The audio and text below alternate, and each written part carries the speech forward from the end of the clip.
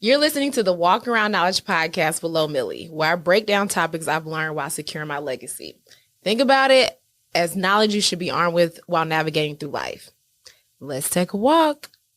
Welcome back to another episode of the Walk Around Knowledge podcast. Last episode, we talked about, me gaining a little traction with starting Can't Stay Put, me starting to put in my 10,000 hours. But on this episode, we're going to talk about when your girl start to feel validated. I'm feeling like I got the juice. People starting to love me a little bit, starting to get a little recognition. And I'm going to talk about what I felt was the project or the event that kind of shifted things for me. And, I'm speaking about it from how it felt internally. Externally, people can think, this was what was the pivot, or, this is what took her off. But this is what I deem as like the pivotal moment, where I start to really feel like this is what I do. Like, this is what I do for a profession. Respect me as such, put some respect on my name. So we're going to dig in. So just want to set the stage, right? So I'm still living the nomad life, still not paying rent anywhere because I don't have a home. I'm still living out of storage. I'm typically hopping between Oakland, LA, New York, and Atlanta.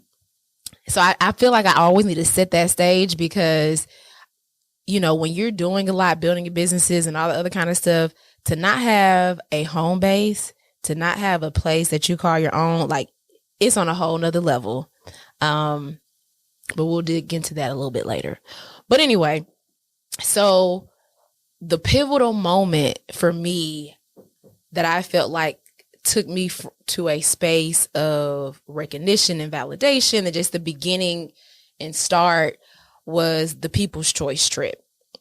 So you may have heard the term the People's Choice is typically when, the people gets to choose. And so in my case, at this time, I was thinking of a cool project and a cool way to engage my platform and community and being a part of the Can't Stay Put brand.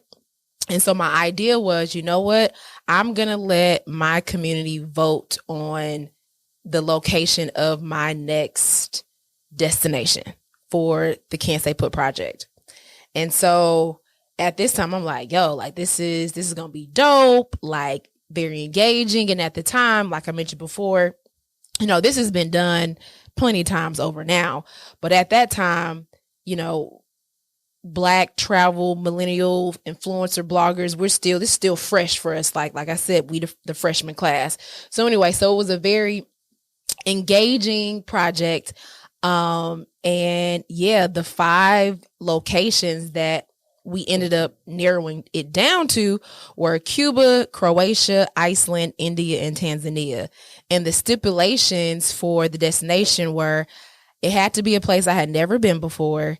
It couldn't have been like paradise on no honeymoon type time, because I'm like, I ain't finna go to no honeymoon destination without no honey to moon with. And it also needed to not be a like war-torn destination. So those are the 3 stipulations. So the 5 choices were narrowed down to like Cuba, Croatia, Iceland, India, Tanzania. At the time, I had never been to any of those countries. Now looking back, I've been to 4 of those 5. But anyway, and so those were the 5 final choices. And then I did like the final polling, and my community picked Iceland. And so, I know as you hear Iceland is a known destination. We all know it's amazingly beautiful. If you have not gone, I suggest you go. Just Google the pictures. You will be in awe. But at this time, back in 2014, Iceland wasn't a destination for Black folks, particularly millennials at this time. That does not mean Black people hadn't gone to Iceland prior to this time. Because, people be like, thinking that you speaking in absolutes. I'm not speaking in absolutes. I know for a fact that Black people have been going to Iceland for a long time, but it was not a destination that we frequented. And so at that time, this was before Beyonce and Jay went, before Kim and Kanye, before Lil Duval, before any of your, Black celebs. And I just had to, put that out there so we can date my level of influence. Not trying to say that they went because I went, but I'm just trying to say that I had a ricochet impact on Iceland becoming a destination within our community, along with all of my other fellow Black pioneer people in the movement. So anyway, back to the story. So my community picked Iceland. I was super geeked. I had never been before. If you don't know, one thing about me, I am a sucker for landscape and for outdoors. I am addicted to going to places with beautiful and magnificent landscapes that make me feel small so I can be reminded of the magnitude of God. And so Iceland was by far one of the best places to feel that. And so my community, they've picked Iceland. So, I'm like, all right, cool. Like, this is it. So I'm like, all right, at this time, I'm still bartering. I'm still trying to figure out, who am I going to work with to create content, to create the programming, to tell this story both visually and written. And so I go to the gram, I go to Facebook, and I'm like, okay, I need to find somebody to partner with there. And also at this time, I'm also figuring out how to travel very cheaply, because travel in the sense for work, like it's work. It wasn't vacation. And so when you are looking to go create content, storytell, partner, you're trying to cut your costs. And at this point in time, Can't Stay Put is still a brand, not a business. And so I am reaching out, doing outreach to different people to learn about the destination, but also to see how I can barter, partner with somebody, to cut costs, but to also kind of just make the experience as enlightening, as awe-inspiring, as enjoyable for my community as possible. So I reached out to this guy on Facebook named Arnie. I think his handle was Absolute Iceland, and said, I am, this Black millennial traveler. I'm an inspirational explorer. I have this platform called Can't Stay Put. I know your audience is mainly Caucasian. My audience, I will be introducing them to Iceland. I know for a fact that Iceland is not a destination for my community. So I think it'll be a great opportunity for us to come together. Like, he took dope pictures, and I know people are probably out there like, is this a stranger? This a white man? Like, what? And I'm like, to be honest, from age 25 to probably 28, I did a lot of shit that I probably wouldn't do today. And you'll continue to hear why I'm making this statement as I continue to tell the story. So anyway, Arnie from Iceland responds. It's just like, I think this is dope. I'm cool, with partnering with you. I would love to introduce or, attract a more diverse and multicultural audience to my platform. So I think this is great. What you're doing is awesome. And so, he's looking at my platform, and he's looking at Can't Stay Put, and he's like, yo, this is dope. You're amazing. And mind you, I'm still in the mind frame of this 26-year-old, who just started something from scratch, not necessarily taking out the time to look at what I may be in the eyes of somebody else.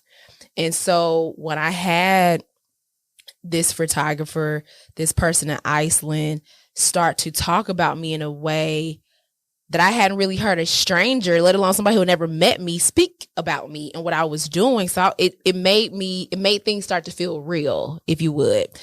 And so he agreed to partner with me. So at this time, I'm like, okay, we're trying to figure out what we're going to do. He circled back and was like, you can stay with me and my wife. And I'm like, okay. So, at this point, I'm like, all right, the cost of the trip going down. Thank you, Jesus. Cause I right? Mind you, Can't Stay Put is a brand, not a business at this point, right? I'm still working side gigs, still bartering here and there, trying to, make $1 out of 15 cents. So, when he said I could stay with him and his wife, I'm like, oh, thank God that he has a wife. So it ain't about to be on no funny business. So I'm thinking, right? You know what I mean? Like I'm running down the checklist. It's like, all right, this has to be a nice group of people, the whole nine. So I'm like, cool. I'm trying to think if I told my parents this at this time. I feel like I didn't tell them that I was staying with them until I was already in Iceland. That's the type of shit that I do. My parents know I have flown to places and not had any accommodations until I landed.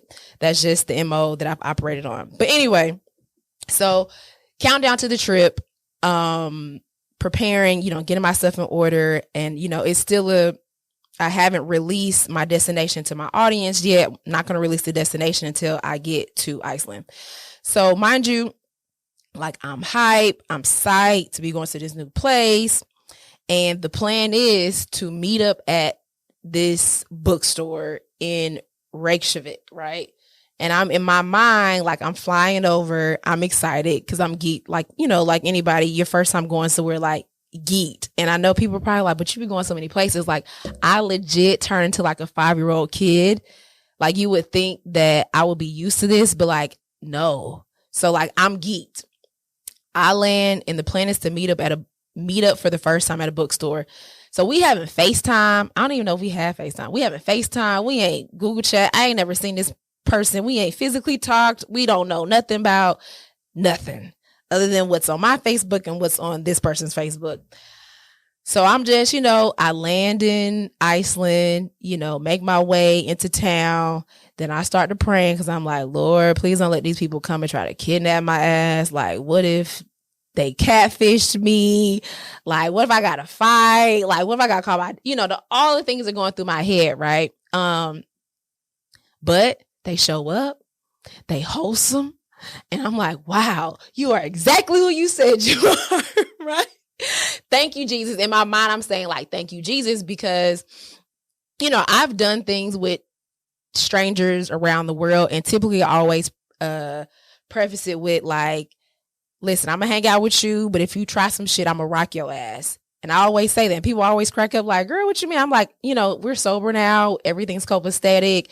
So I just want to get it out here because I don't know you and you don't know me, but I will fuck you up if you try some funny shit. All right, let's have a good time. So that's usually how I, rock with strangers. So at this time, we're in the bookstore. Everything checks out. The wife looks like the wife in the picture. He looks like himself in the picture. So I'm like, okay, cool. Like still thinking like, Lauren, you're about to go home with them. Still, you don't know these people, but you in Iceland, you hype. You're 26. Shit 26-year-olds do, But before we left the bookstore, I sat there and I just had this like aha moment. Well, I don't even know if it was an aha moment. It was a validation moment because I was just like, Lauren, you are sitting in Iceland discussing your first real international partnership with another photographer who has a brand and platform. Like, yo, that's you. Like, you doing that. Like, and this is off of your merit. Like, this is off of somebody who wants to work with you. Not only do they want to work with you, they're going to open a home to you. Like, that's how high of a regard they hold you in. And so that's why I said with this episode, like, this is like the validation. This is me starting to receive or, be in instances where like people starting to see me, like not just your friends, because, your friends support you and, your colleagues and all the other kind of stuff, but like total strangers are like, yo, you're dope. What you're doing is dope. I want to work with you. So internally, like I'm getting hella emotional, low key, like want to cry, but I'm not finna cry in front of these strangers. But I'm emotional. So anyway, so we leave, go back to their home. Everything is copacetic, wonderful home. We map out our experience. We ended up road tripping for majority of the time. Arnie's wife worked for a hotel chain, so we got the hookup there. So like all of these things. I'm just like, yo. And then on top of that, I don't even think I ever publicly said this. I had another friend from Italy fly in that I had met a year before because I wasn't too sure if I was going to have a photographer or anybody help me capture content. And I just had a random ass friend who was on holiday in Italy. I was like, I'm going to be in Iceland. You want to roll through? Because I kind of need somebody to take some pictures if you were trying to roll through. And they rolled through too. So all three of us were road tripping. It kind of just turned into like, yo, this is my project. I'm riding around Iceland with two white men and I'm running the show. What is this? What is life? Right? Luckily, Iceland is a very safe place. So I did not feel any type of way, And like I said, I already told you what I preface and what I say to people when I'm with them for the first time. But anyway, so we're road tripping around Iceland, like having God like experiencing, taking in landscapes that are literally like out of this world. And so I'm beginning to curate my experience through social. I made the announcement I'm finally there. My community is ecstatic, up in arms. I'm starting to get feedback and just affirmation from my community that, I'm really expanding their horizons, expanding their minds around, visiting a place like Iceland. It had never been on people's radar, had never seen a Black person go. But it was just, one of those experiences where it's like, yo, I'm putting on, like, I'm the people's ambassador. And it, it kind of coincides with me calling it the People's Choice Trip. And so, as I'm traveling through the countryside, as I'm exploring, as I'm curating my experience, as I'm telling my story, I'm kind of having like this dual experience of just the constant validation. Is like, God was presenting things to me that was just like, yeah, Lauren, you really do this. They take you seriously. Like, you are an inspirational explorer and they refer to you as such. And yeah, you made that damn title up and they take it seriously. It's like, wow, Lauren, you really do this. You be traveling for a living. You got a whole brand and platform. Like, you really, trying to be professionally you for a living. So, but I was still broke. Let's just be clear about that though. The money comes later. Okay. But anyway, so I'm having this experience. My community is totally engaged. I've gotten this validation from, this photographer and major photographer and platform in Iceland. And I remember telling him that these images are going to get published. Like, somebody's going to pick this up. I haven't seen anybody Black do this trip like this. I've never seen anybody put Iceland on the map for our community like this. Somebody going to pick this up. I don't know who and I don't know when, but somebody going to pick it up. Would you know?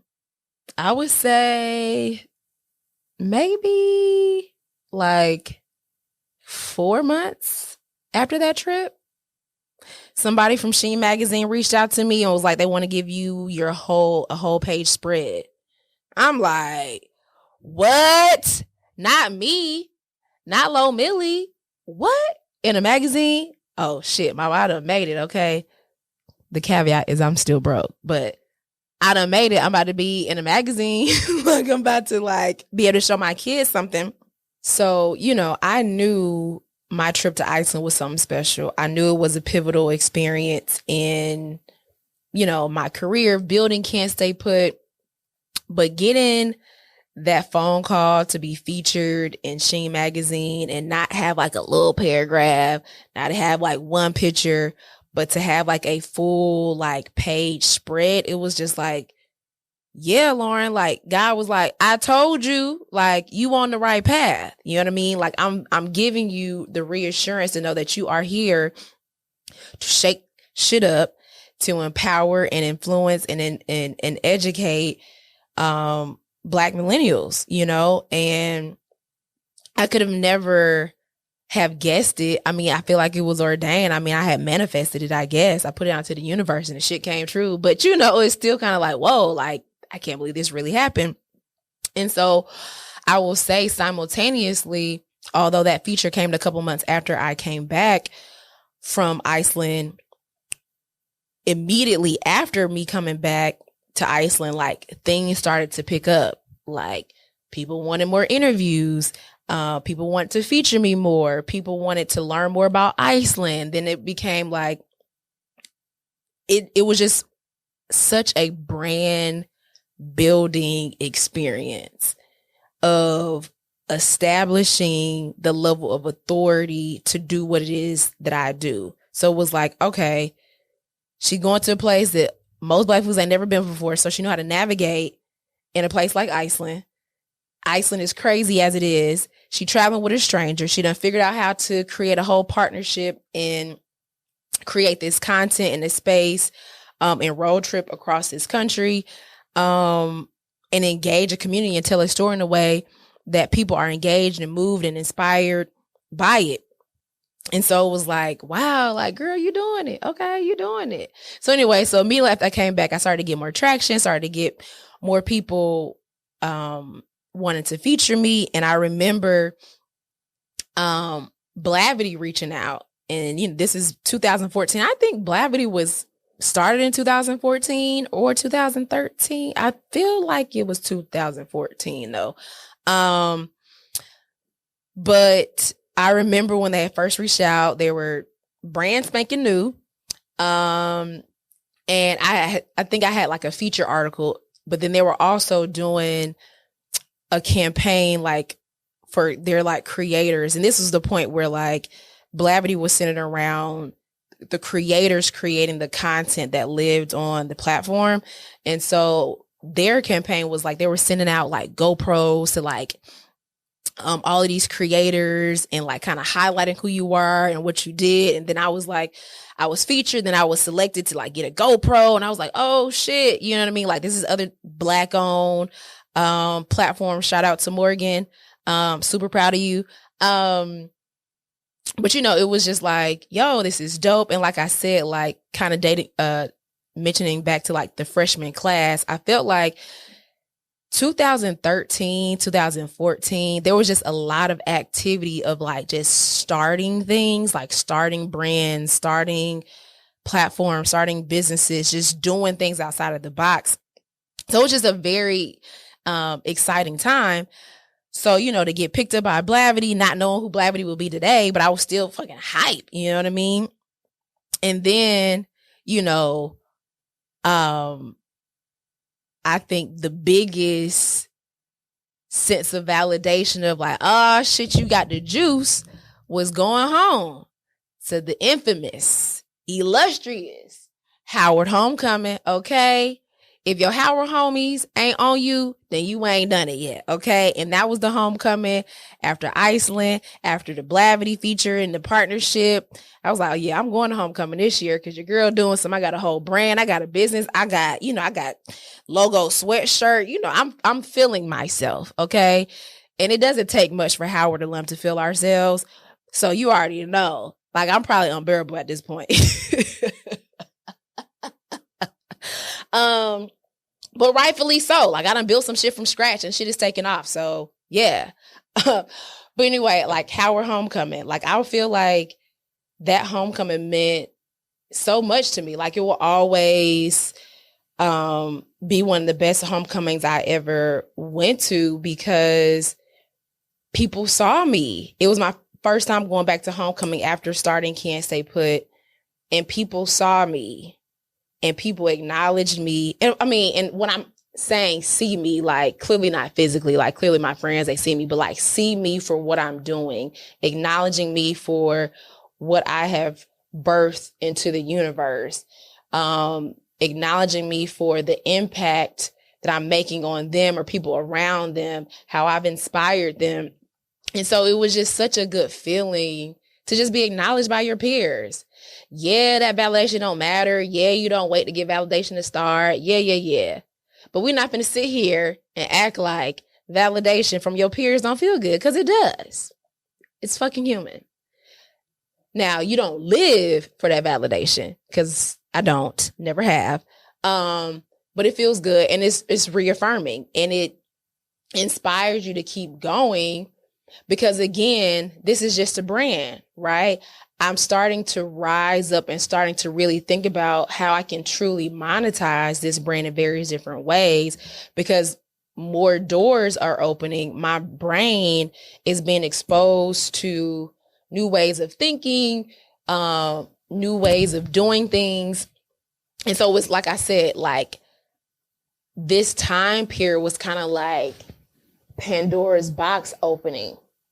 So I'm in a space where I feel like I've opened up Pandora's box. You know, I'm finally starting to see the opportunity that exists within what I'm creating, knowing that I, need more resources, need more, like where there are financial and human resources, but I can kind of see how I can make a living from this. I know I was far away from it, but I could see from the traction that I was gaining, from the doors that were opening, from the brainstorm conversations that I was having, the opportunity that existed.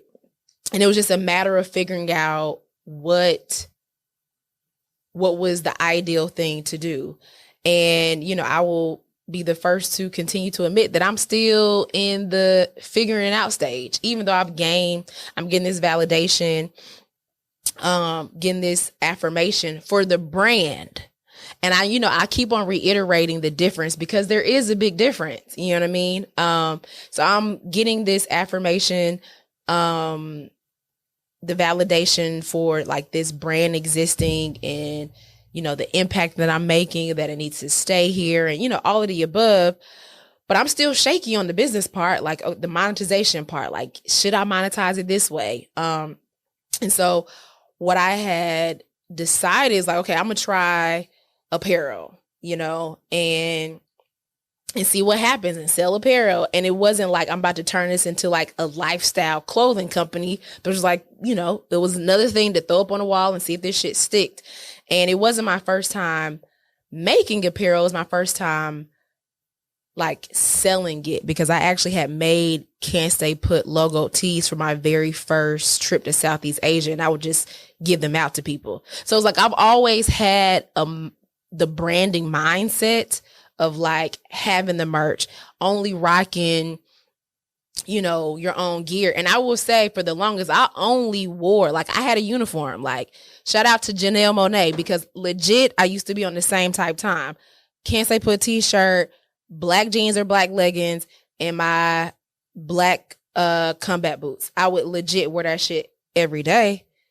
But anyway, this was my first time, actually opening it up for people to purchase. And I did. And did I stick with it long enough? Hell no. Could I have stick with it long enough? Yes, for sure. But I think I would, like I mentioned, I was still in that trial and error phase. And I still sell merch today. I think, looking back now, or even now realizing that I do want it to be a all the time type of thing. But back in that point in time, it was like, okay, let's test this out. Kind of like beta testing of various different streams of income, or, beta testing of various different offerings. It's like I have the language and the know-how to speak about it very eloquently now, but I damn sure didn't then. I didn't know what, from a business terminology, what I was doing. I was just doing shit. So I know this has been a mouthful, so we're going to take a little break, and we'll be back.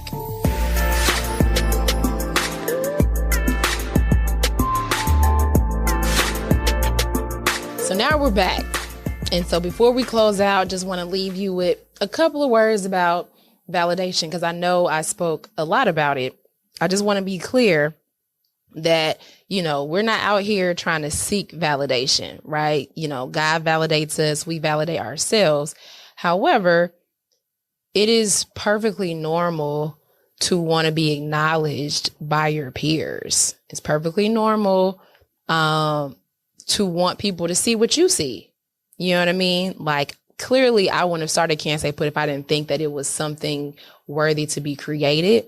But I think, you know, I would be remiss if I didn't admit that it's a good feeling to have your peers acknowledge you. You know what I mean? And I think when you are building something and you're on this journey, know that, you know, you need to be committed to the journey with or without it. And like I said, like this time period that I'm speaking about, I was already over almost 2 years in, almost a year and a half in. So, you know, this wasn't something that happened after a couple months or after a year. I had to work up to that point because you do have to show people that you got skin in the game, right? Because we are the millennials. We are part of the microwave generation. We are part of the generation that starts some shit and quit the shit in the same week. And so to stick with something for a long period of time, you are proving that you think it's worthy, right? And how you're treating it and how you're building it and how you're growing it, that energy will start to permeate beyond you and people will start to recognize it. So, you know, just want to leave you with that 2 cents. No, we ain't out here seeking no validation. We validate ourselves. The one above validates us. However, do good work out here. Create dope ass shit. And, you know, us and the rest of your peers will show you mad love. Okay? Until next time. Thanks so much for tuning in to another episode of the Walk Around Knowledge podcast. Make sure you subscribe. Make sure you leave a comment. Let me know what you're thinking. Make sure you tell your mama's mama and your mama's mama to pull up. Until next time, y'all stay up.